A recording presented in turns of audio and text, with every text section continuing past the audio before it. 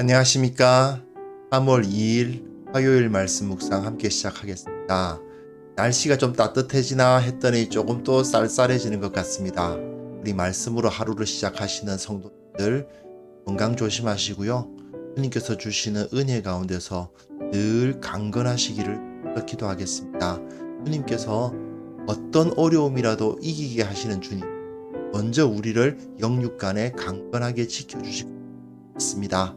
오늘 본문은 사도행전 14장 8절에서부터 18절까지 말씀이에요. 바나바와 바울이 루스드라에서 어떤 일을 겪었는가를 통해서 이제 모든 민족이 하나님 안에 한 가족으로서 들어오는 모습을 볼 수 있거든요. 오늘 본문을 통해서 주님께서 어떤 것을 원하시고 무엇을 뜻하셨는지를 확인해 보시는 시간이 되었으면 합니다. 예, 말씀입니다.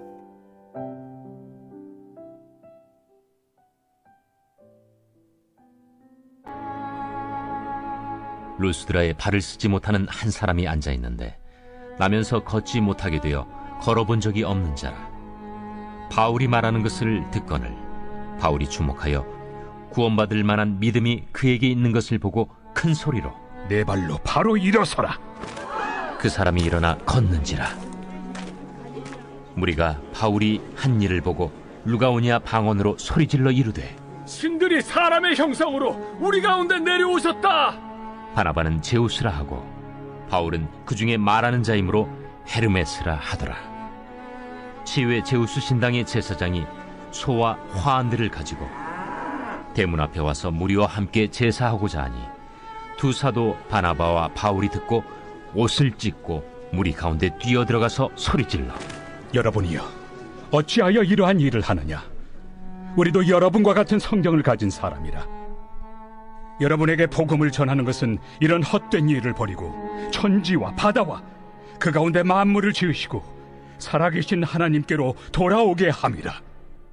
하나님이 지나간 세대에는 모든 민족으로 자기들의 길들을 가게 방임하셨으나 그러나 자기를 증언하지 아니하신 것이 아니니 곧 여러분에게 하늘로부터 비를 내리시며 결실기를 주시는 선한 일을 하사 음식과 기쁨으로 여러분의 마음에 만족하게 하셨느니라. 이렇게 말하여 겨우 무리를 말려 자기들에게 제사를 못하게 하니라. 네, 아주 재밌는 일이 벌어진 이야기입니다.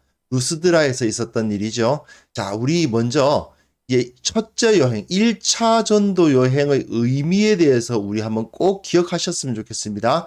이방인들도 구원을 받는다. 내일 본문인가 모레 본문인가 제가 잠깐 헷갈리네요. 아마 확인이 될 겁니다. 첫째 이 전도 여행에서 바나바와 바울이 확인한 것 여러 가지가 있지만 가장 중요한 것은 뭐냐면 이방인들도 하나님의 백성이 될 수 있다 하는 것이죠. 그게 바로 핵심입니다. 이 부분을 다루기 위해서 구브로에서 이제 서기오 바울 만나고 비시디아 안디옥에서 함께 모여 있는 곳에서 유대의 회당, 유대인도 있고 이방인도 있는 그곳에서 복음을 전하니까 어떤 사람들은 믿고 어떤 사람들은 믿지 않고 이고니온에서 마찬가지죠. 이고니온에서도 같이 유대인과 헬라인의 구분이 없어지는 모습을 볼 수 있었고요. 오늘 본문은 이제 루스드라입니다. 루스드라는요. 자, 루스드라 본문은 오늘 본문인데 루스드라는 완전히 이방인 사회입니다. 한번 생각해 보세요. 예루살렘은 어떤 곳입니까? 거의 99.9% 유대인들이 모여 있는 장소입니다. 사마리아인이라는 장소는 유대인은 그렇게 썩 좋아하지 않지만 그래도 유대인처럼 나름대로 자기네들이 하나님의 백성이 됐다고 생각하는 사람들이 모여있는 장소입니다. 그리고 일반 비시디아 안디옥이나 이고니온 같은 데서는 어떻습니까? 유대인의 회당이죠. 유대인들이 비록 이방인 세계에 살고 있지만 이방인 세계에서 회당을 이루고 유대인들의 커뮤니티를 이루고 있습니다. 크게 보면 이방인들 속에 유대인이 있지만 또한 그 회당을 살펴보면 회당 안에는 유대인들이 다수고 소수의 이방인들이 또 섞여 있죠. 그러니까 큰 이방인 사회 안에 유대인 사회 안에 또 약간의 이방인, 이런 그림입니다. 그렇게 섞여 있는 사회인데, 이제 루스드라는 뭐냐 하면 거의 99.9% 이방인인 겁니다. 계속해서 유대인이 점점 사라져가는 그런 모습을 볼 수 있어요. 루스드라는 완전히 이방 세계라고 보시면 됩니다. 그런데 문제는 무엇이냐? 그곳에서도 바나바와 바울은 복음을 전했죠. 복음을 전하니까 어떤 일이 벌어졌습니까? 그게 뭔 소리야? 도대체 무슨 소리 하는지 모르겠네 하고 사람들이 무시를 하는 것이 아니고 이야기를 듣더라는 것입니다. 자, 오늘 본문 보시면요. 루스드라에 발을 쓰지 못하는 한 사람이 있는데 나면서부터 걷지 못하게 되어서 걸어본 적이 없는 사람입니다. 근데 이 사람, 이런 사람 어디서 한번 또 본 것 같은데요. 그렇죠. 3장에서 성전 미문에 앉은 사람이 딱 이런 사람 아니었습니까? 거기서 구걸하는 사람이었죠. 근데 그 사람이 뭘 하고 있습니까? 바울이 말하는 것을 듣고 있고요. 바울이 주목하여 가만히 보니 구원받을 만한 믿음이 그에게 있었다라는 것입니다. 자, 이 사람은요, 루스드라 사람으로서 유대인이라고 볼 수가 없어요. 유대인이 아닐 것입니다. 그럼에도 불구하고 바울이 말을 합니다. 바울이 도대체 무슨 이야기를 했을까요? 물론 구약에 있는 이야기도 했겠지만 예수 그리스도의 구원에 대해서 설명을 했을 것입니다. 십자가의 구원이요. 복음이죠. 그 복음을 전하니까 어떤 일이 벌어집니까? 구원받을 만한 믿음. 그 사람이 구약 성경의 내용을 잘 꿰다든지 뭐 아브라함부터 시작해서 저기 그 언약의 계보를 쭉 꿰고 있다든지 그런 개념 아니겠죠. 율법의 중심 율법의 어떤 중심 사상을 알고 있다든지 그런 것도 아닐 것입니다. 그런데도 불구하고 그 마음속에 어떤 것이 있다고요? 구원받을 만한 믿음. 예, 크지 않지만 그렇게 대단히 엄청나게 깊은 지식과 많은 것에 대한 하나님의 사랑과 뭐 이런 것이 없다 하더라도 예수 그리스도의 십자가를 믿고 그분이 다시 살아나셨다는 사실을 믿고 그것을 내가 영접하고 그분이 나의 주님이 되어주시면 내가 그분과 같이 다시 산다는 사실을 믿고 나도 예수님을 믿고 영원한 생명을 얻었으면 좋겠다 하는 마음을 갖고 있으면 어떻게 됩니까? 그 사람은 구원받을 만한 믿음을 갖게 되지요. 예, 그렇습니다. 절대로 창세기부터 요한계시록까지 성경을 잘 꿰야만 구원 얻는 것이 아닙니다. 그건 확실합니다. 물론 저는 우리 성도님들께 성경을 알아야 된다. 성경을 알아서 그 지식의 능력으로 이제 나아가야 된다고 강조를 합니다. 그런데 그거는요. 구원받기 위함이 아니고 성경 말씀을 우리가 더 알아야 되는 이유, 우리가 말씀의 검으로 무장해야 하는 이유는 세상을 바꾸기 위해서죠. 세상에 영향력을 끼치고 세상 가운데 하나님의 능력을 나타내기 위해서 필요한 것이고 내가 하나님의 백성이라고 인정되는 데에는 그렇게까지 말씀을 다 알아야 하는 것은 사실은 아닙니다.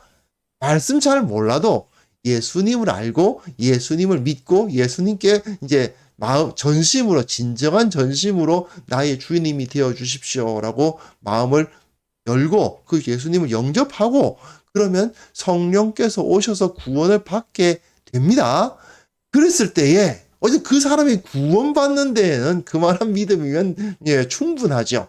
그렇기 때문에 바울은 큰 소리로 이르되 내 발로 바로 일어서라 이렇게 하니까 그 사람이 일어나 걷는 일이 벌어집니다. 어디서 나타난 것과 똑같습니까? 예, 성전 미문에서 일어난 일과 똑같은 일이 벌어지게 됩니다.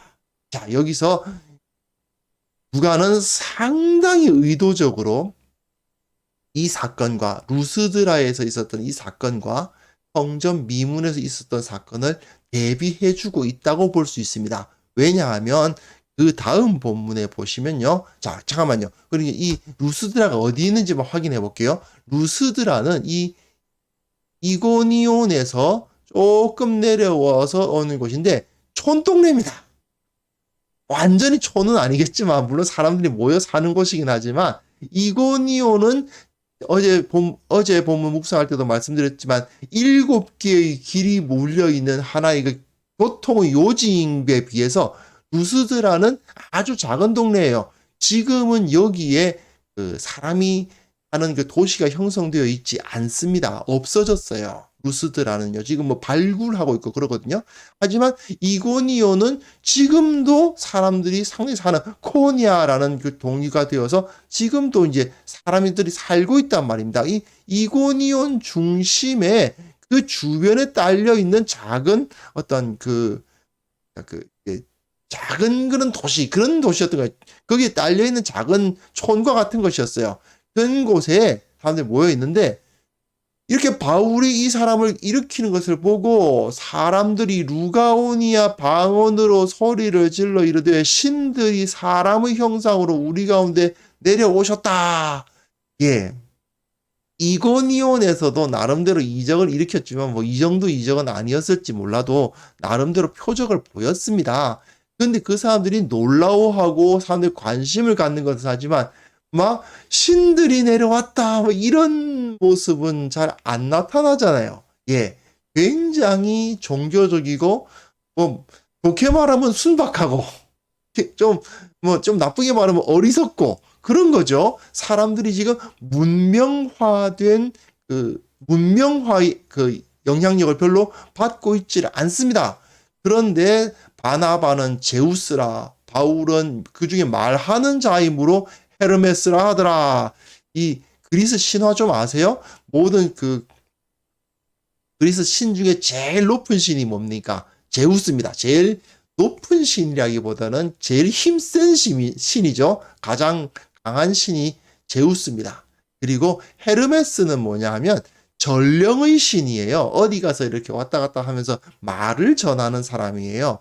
그러니까 딱 보니까 바나바가 바울보다 나이가 많고 어험하고 이렇게 분위기 딱 잡고 있으니까 저 사람은 제우스고 주로 바울이 앞에 나서서 막 가르치고 말을 한단 말이에요. 그러니까 저 사람은 헤르메스인가 보다 이런 식으로 생각을 했나 봐요. 어쨌든 태어나서 한 번도 걸어보지 못한 사람이 이 큰 소리를 외치는 거 하나에 그냥 벌떡 일어서서 걸어 다니니 얼마나 대단합니까? 그러니 그걸 보고 신이라고 하면서 막 난리가 난 겁니다. 그런데 문제는 뭐다? 이들이 루가오니아 방언으로 소리를 지릅니다. 이 말을 왜 누가가 이야기했겠어요? 이 말을 바나바와 바울이 못 알아들은 겁니다.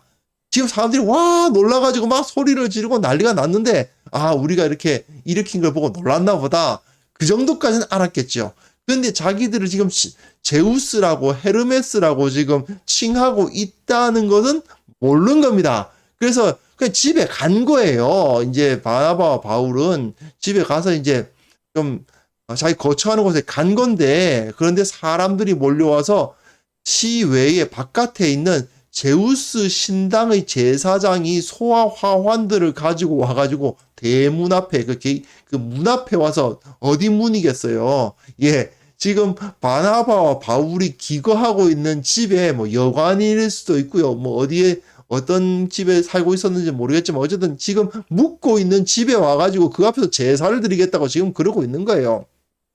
네. 자, 여기서 제사장 나오죠? 제사장. 예. 3장, 4장에서도 3, 4장에서도 제사장 나옵니다. 그 제사장은 누굽니까? 성전의 제사장이죠. 여기서 지금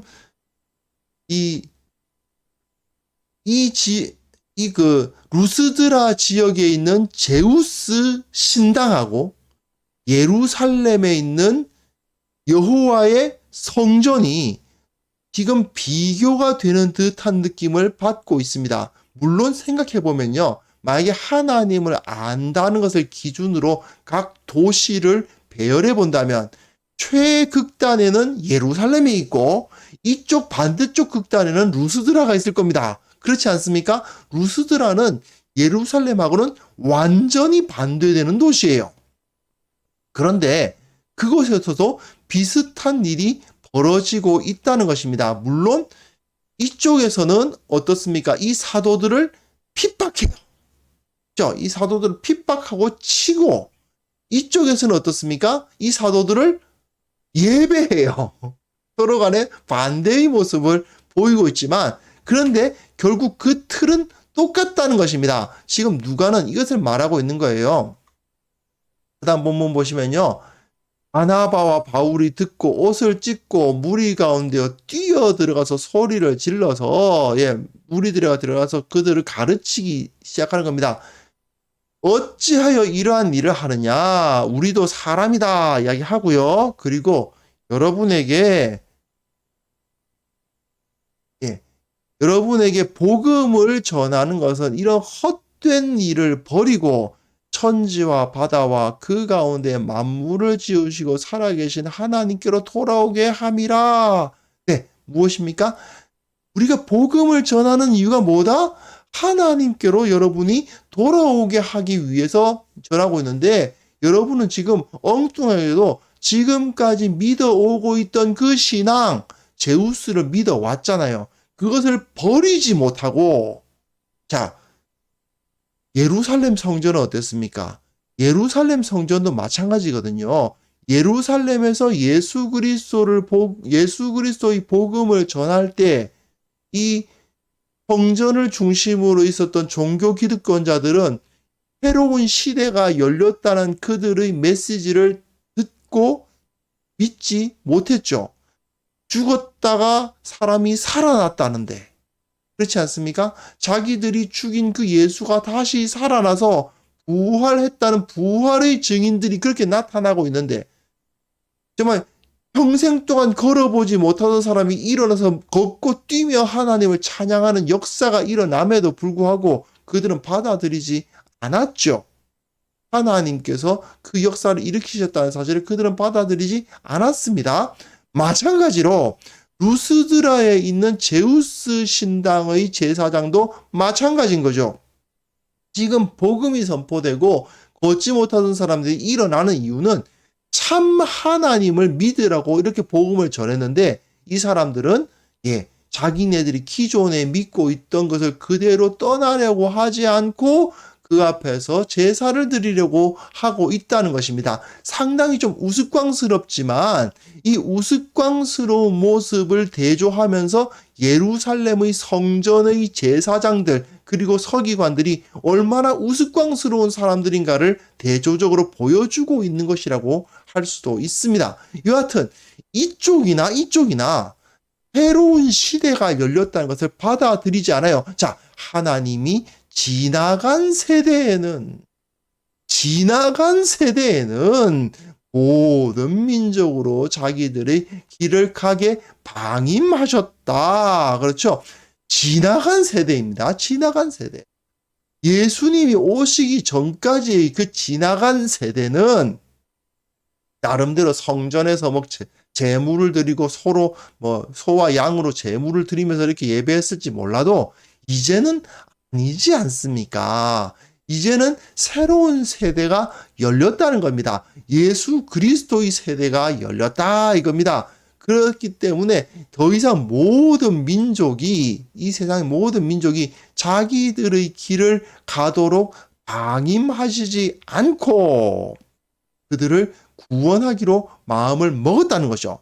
하나님이 그 마음을 먹고 계시고 너희들을 구원하려 하신다. 이 메시지를 던지고 있습니다. 물론 하나님은 자기를 증언하지 아니하신 것은 아니다.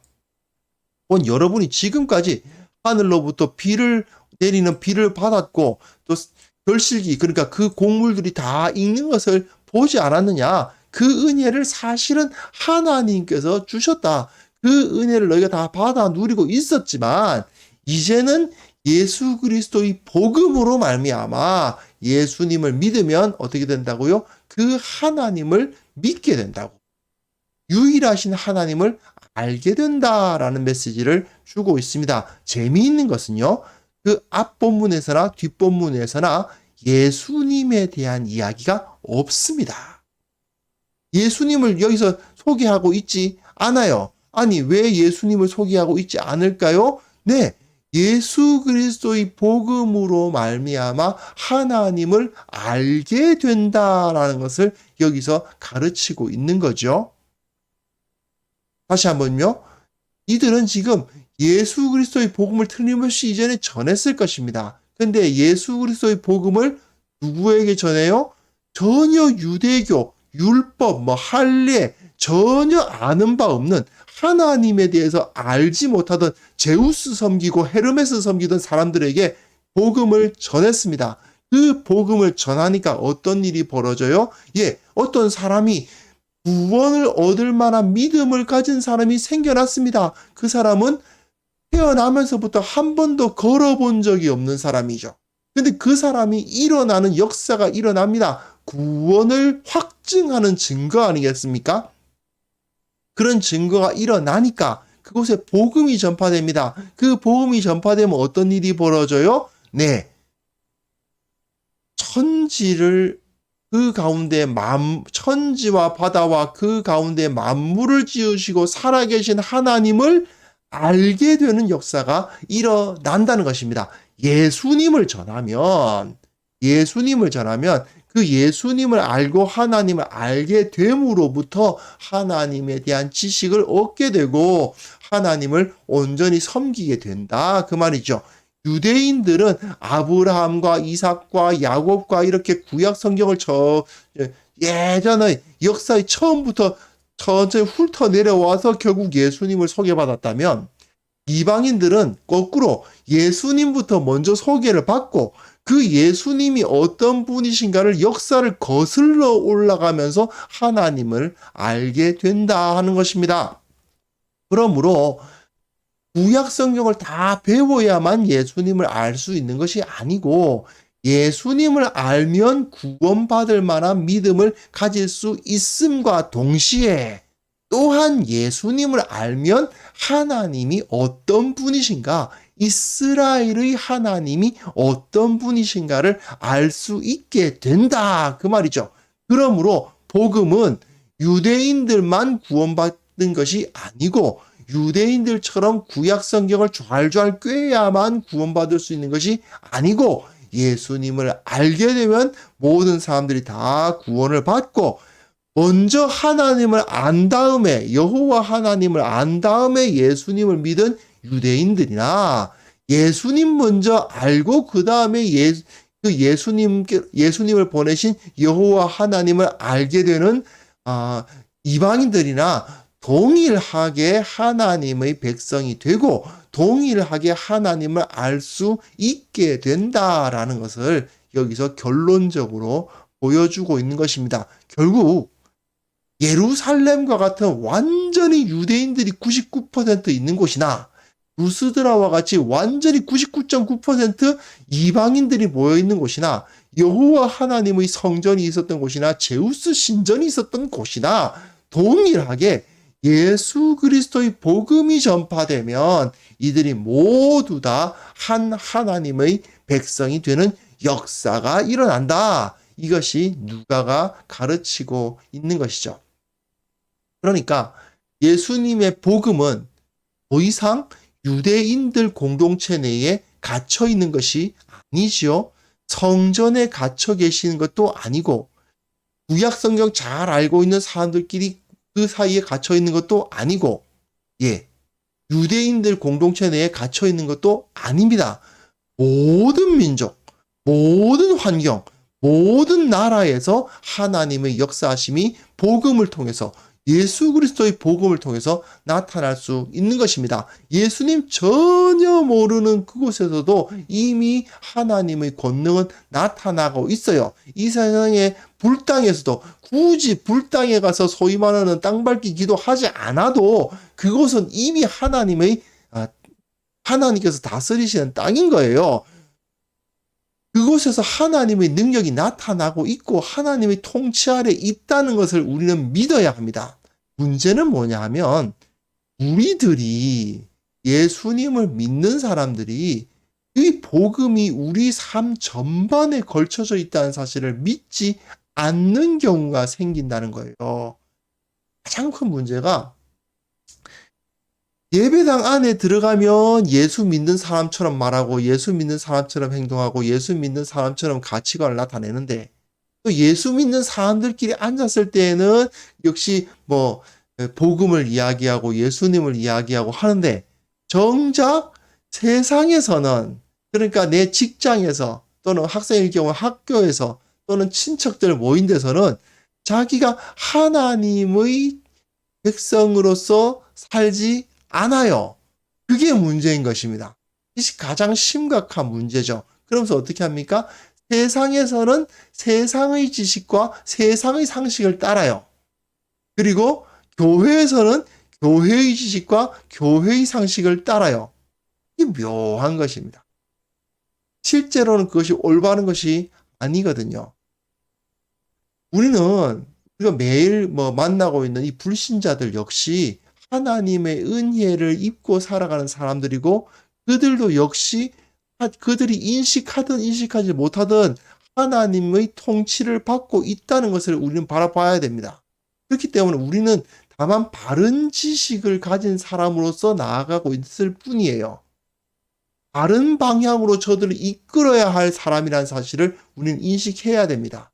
그런데 우리가 오히려 우리의 그 바른 지식은 예배당 안에 모셔놓고 세상 지식으로 갈아입어 버려요.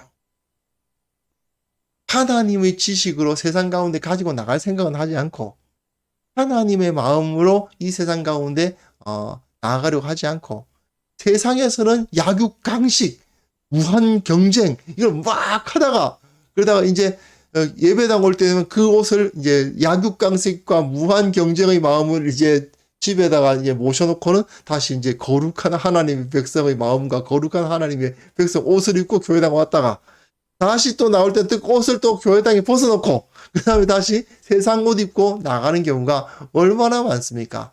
이게 참 맞지 않죠. 하나님은 예루살렘의 하나님이시며 또한 누스드라의 하나님이시다 하는 것을 우리가 꼭 확인하고요. 예수 그리스도를 알기만 하면 저 세상 사람들이 뭐 아브라함과 이삭과 야곱과 뭐 다 몰라도 돼. 일단은 예수 그리스도의 십자가와 부활을 저들이 알고 믿고 받아들이기만 하면 저들이 구원을 얻고 또한 하나님의 백성이 될 수 있다라는 사실을 우리가 믿음으로 이 세상 가운데 담대히 나아가야 됩니다. 이것이 우리들이 구원을 받은 이유고 부르심을 받은 목적이라는 사실을 우리가 꼭 기억할 수 있었으면 좋겠습니다. 이 시간 우리 기도했으면 좋겠습니다. 우리 하나님의 마음을 품고 온 세상을 다스리는 하나님을 믿는다고 하지만 그러나 그럼에도 불구하고 우리가 세상에게 지고 있지는 않은지 세상의 영향력 가운데 무너지고 있지는 않은지 이 시간 기도하면서 주여 우리가 주님의 백성으로서 이 세상 가운데 담대히 나아가 주님의 능력을 선포하는 자들이 되게 하여 주시고 하나님께서 이 땅을 다스리신다는 사실을 나타내는 자들이 되게 하여 주옵소서. 함께 기도하는 시간을 가졌으면 좋겠습니다.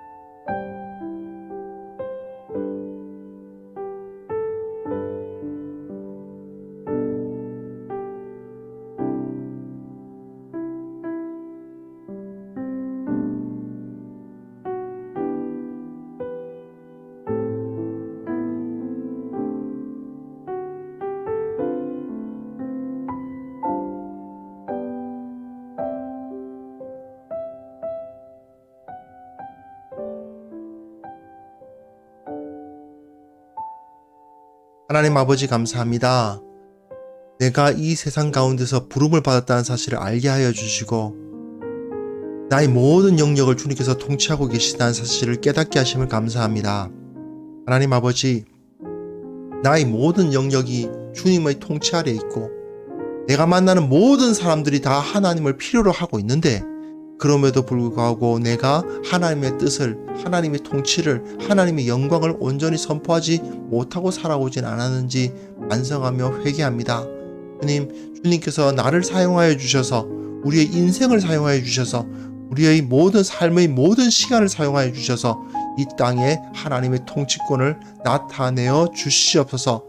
아버지, 원하옵기는 이 세상이 하나님의 뜻에 맞게 운영되어야 되겠습니다. 정치, 경제, 문화, 사회에 있는 모든 영역들이 다 하나님의 뜻에 맞아지는 그런 역사가 이루어지었으면 좋겠습니다. 주님, 먼저 나를 사용하여 주시고 또한 이 땅의 교회들을 사용하여 주셔서 이 교회가 세상의 소금과 빛의 역할을 온전히 감당하며 어느 길로 가야 할 것인가를 가리키는 진정한 지혜자들의 모임이 되어서 이 세상을 바른 길로 인도할 수 있도록 주님 그 권능을 회복시켜 주시옵소서.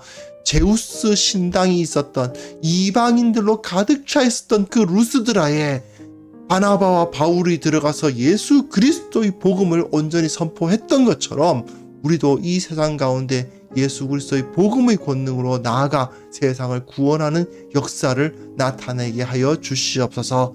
아버지 하나님, 이제 3월 본격적으로 일할 때가 되었습니다.